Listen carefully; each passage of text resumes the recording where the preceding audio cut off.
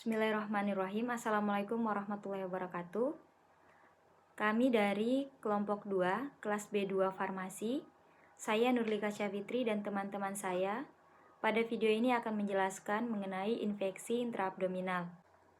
Infeksi intraabdominal sendiri merupakan infeksi yang biasanya terdapat pada peritoneum ataupun saluran retroperitoneum pada manusia.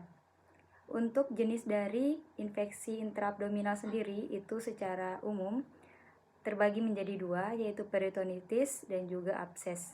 Peritonitis didefinisikan sebagai respon inflamasi akut pada lapisan peritoneum di mana dapat disebabkan oleh adanya mikroorganisme, bakteri, bahan kimia, radiasi, dan juga cedera akibat benda asing. Sedangkan abses merupakan kumpulan dari cairan purulen yang dipisahkan dari jaringan-jaringan sekitarnya oleh dinding yang terdiri dari sel-sel inflamasi dan organ-organ yang berdekatan.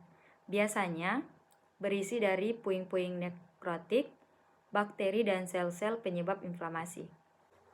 Patofisiologi. Untuk patofisiologi dari infeksi intraabdominal sendiri itu disebabkan oleh adanya bakteri ataupun organisme asing yang masuk ke dalam peritoneum, rongga peritoneum, atau ke dalam rongga retroperitoneum yang dapat menyebabkan infeksi intraabdominal.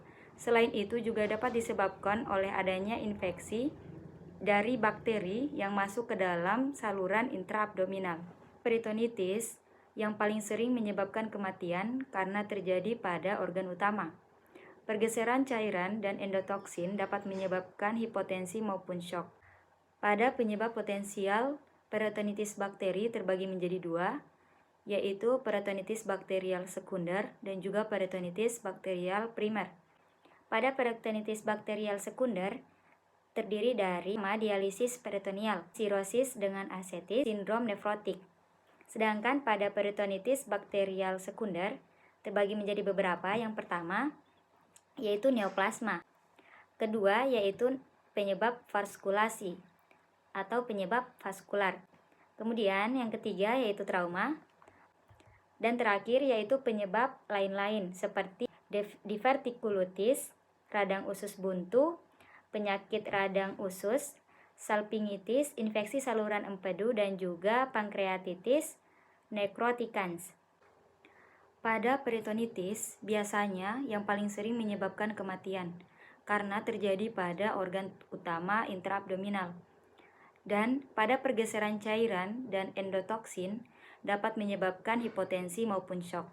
Kemudian untuk abses, yaitu adalah kumpulan dari cairan purulen yang dipisahkan dari jaringan-jaringan lainnya atau jaringan di sekitarnya oleh dinding yang terdiri dari sel-sel inflamasi dan organ-organ yang berdekatan. Biasanya berisi puing-puing nekrotik, bakteri, dan sel-sel inflamasi. Untuk mikrobiologi infeksi intraabdominal, yang pertama yaitu peritonitis bakterialis primer yang sering disebabkan oleh organisme tunggal. Yang kedua yaitu peritonitis pada pasien yang menjalani dialisis peritoneal, paling sering disebabkan oleh organisme kulit yang umum. Yang ketiga yaitu infeksi intraabdominal sekunder, seringkali polimikrobial. Dan yang keempat yaitu kombinasi organisme akrobatik dan anaerobik, tampaknya sangat meningkatkan patogenisitas. Untuk presentasi klinis dari infeksi intraabdominal, yang pertama yaitu infeksi intraabdominal memiliki spektrum gambaran klinis yang luas, seringkali tergantung pada proses penyakit yang spesifik. Yang kedua yaitu jika peritonitis terus tidak diobati, pasien mungkin mengalami shock hipovolemik akibat kehilangan cairan ke dalam peritoneum, dinding usus, dan lumenan. Yang terakhir yaitu hasil keseluruhan dari infeksi intraabdominal tergantung pada 5 faktor kunci, yaitu ukuran inokulum, virulensi organisme, adanya bahan pembantu dalam rongga peritoneum yang memfasilitas infeksi, kecukupan pertahanan pejamu, dan kecukupan pengobatan awal.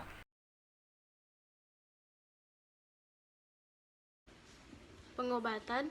Tujuan pengobatan adalah koreksi proses penyakit intraabdominal atau cedera yang menyebabkan infeksi dan drainase kumpulan bahan purulen, misalnya abses.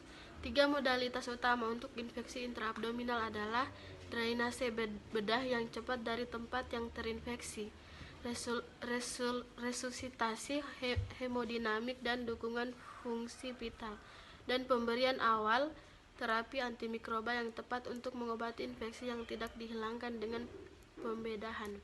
Antimikroba merupakan tambahan penting untuk prosedur drainase dalam pengobatan infeksi intraabdominal.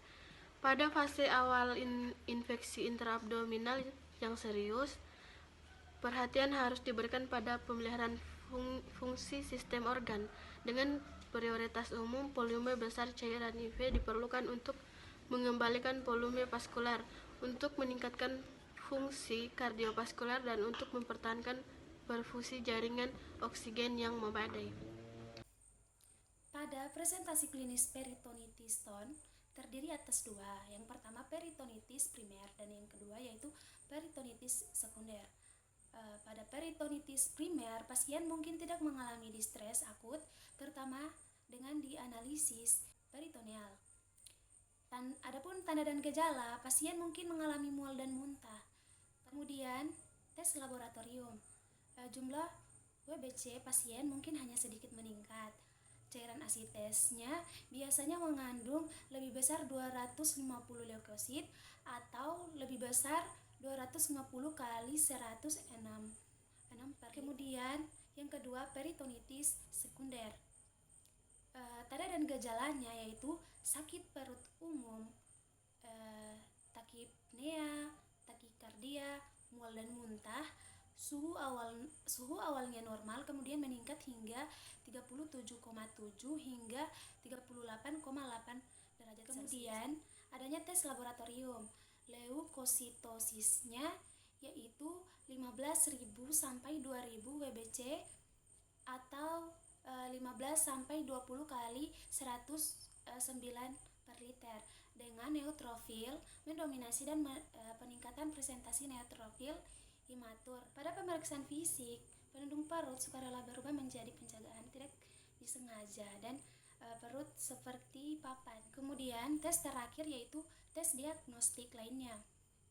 Radiografi perut mungkin berguna karena udara bebas di perut menunjukkan perforasi usus atau distensi usus kecil. Agen yang direkomendasikan untuk pengobatan infeksi intraabdominal komplikasi yang didapat dari komunitas. Yang pertama, agen yang direkomendasikan untuk infeksi ringan hingga sedang. Yang kedua, agen yang direkomendasikan untuk infeksi berisiko tinggi atau tingkat keparahan tinggi. Yang ketiga, agen tunggal, contohnya cefoxitin, piperacillin, tazobactam, tiracillin, clavulanat, dan moxifloxacin. Yang keempat yaitu pengaturan cefalosporin generasi pertama, dan yang kedua secara empiris harus dihindari kecuali jika antibiotik lokal menunjukkan kerentanan E. coli kurang lebih 80% hingga 90% terhadap agen ini. Yang kelima yaitu penggunaan quinolone dapat dikaitkan dengan kegagalan pengobatan karena meningkatnya resistensi patogen enterik termasuk E. coli. Yang keenam, penggunaan quinolone empiris harus dihindari kecuali jika antibiogram lokal menunjukkan kerentanan E. coli terhadap quinolone kurang lebih 80% hingga 90%. Carbapenems biasanya harus disediakan untuk pengaturan di mana ada resiko tinggi resistensi terhadap agen ini. Pedoman antimikroba awal infeksi intraabdominal spesifik. Yang pertama itu peritonitis bakteri primer atau spontan. Yang pertama sirosis. Agen utamanya ceftriaxone dan cefotaxime. Untuk alternatifnya yang pertama carbapenems, yang kedua aztreonam dikombinasikan dengan agen aktif terhadap Streptococcus spp misalnya vancomycin. Yang kedua itu dialisis peritoneal. Agen utamanya itu regimen empiris awal harus aktif terhadap patogen gram positif dan gram negatif. Alternatifnya itu bisa celefepim dapat digunakan sendiri. Yang kedua itu astroenam dapat digunakan sebagai pengganti kefepim selama dikombinasikan dengan agen gram positif. Yang kedua peritonitis bakterial sekunder. Untuk ulcus pepticum berlubang agen utamanya cefalosporin generasi pertama. Untuk alternatifnya ceftriaxone, cefotaxime. Untuk limpa ceftriaxone, atau cefotaxim untuk agen utamanya, alternatifnya mosifloxacin. Untuk infeksi intraabdominal lainnya, untuk kolangitis agen utamanya itu cefotaxim masing-masing dengan atau tanpa metronidazole. Untuk alternatifnya vancomycin dengan astroenam dengan atau tanpa metronidazole. Rekomendasi berbasis bukti untuk pengobatan infeksi intraabdominal yang rumit. Elemen intervensi yang tepat. Prosedur kontrol sumber yang tepat untuk mengeringkan fokus yang terinfeksi, mengontrol kontaminasi peritoneal yang sedang berlangsung dengan pengalihan atau reseksi, dan mengembalikan fungsi anatomi dan fisiologis sejauh mana yang layak direkomendasikan untuk hampir semua pasien dengan infeksi intraabdominal. Infeksi yang diperoleh dari masyarakat dari keparahan ringan hingga sedang pada orang dewasa. Antibiotik yang digunakan untuk pengobatan empiris infeksi intraabdominal yang didapat dari komunitas harus aktif terhadap hasil enterik gram negatif aerobik dan fakultatif Streptococcus gram positif enterik. Cakupan empiris Enterococcus tidak perlu digunakan atau tidak digunakan pada pasien dengan infeksi intraabdominal yang didapat dari komunitas dengan tingkat keparahan ringan hingga sedang. Infeksi beresiko tinggi atau tingkat keparahan tinggi yang diperoleh oleh masyarakat pada orang dewasa. Astroenam plus metronidazole merupakan alternatif, tetapi dianjurkan penambahan agen yang efektif melawan Coccus gram positif.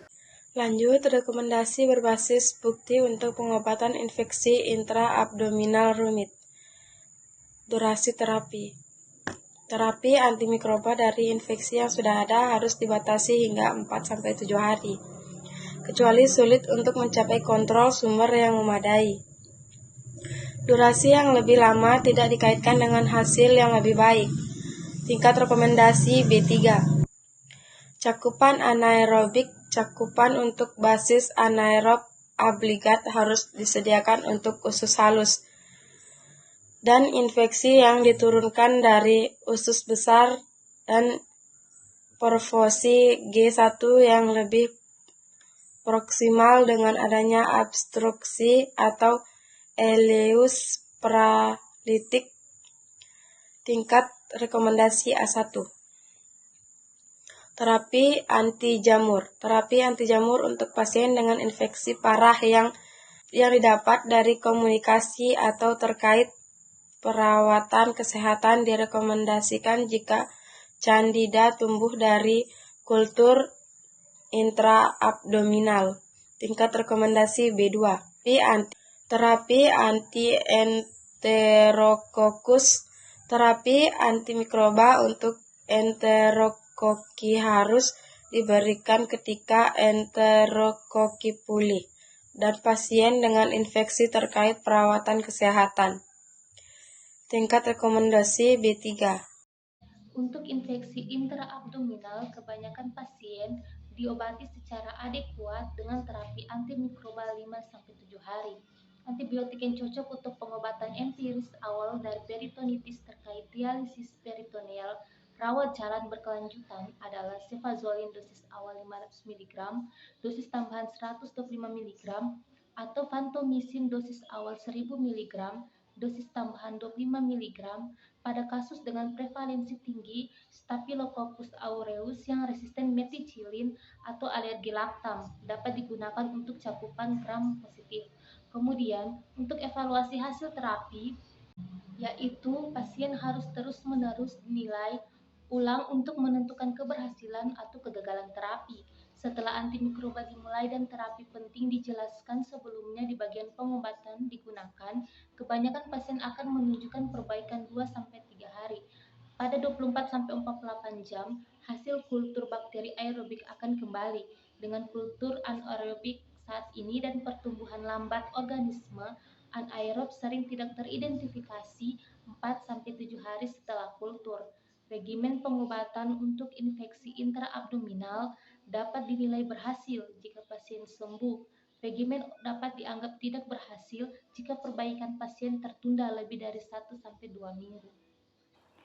Itulah tadi penjelasan dari kelompok kami, kelompok 2, mengenai infeksi intraabdominal. Semoga teman-teman yang menonton video ini dapat memahami mengenai penjelasan dari kami. Lebih dan kurangnya mohon dimaafkan. Wabillahi taufiq wal hidayah. Assalamualaikum warahmatullahi wabarakatuh.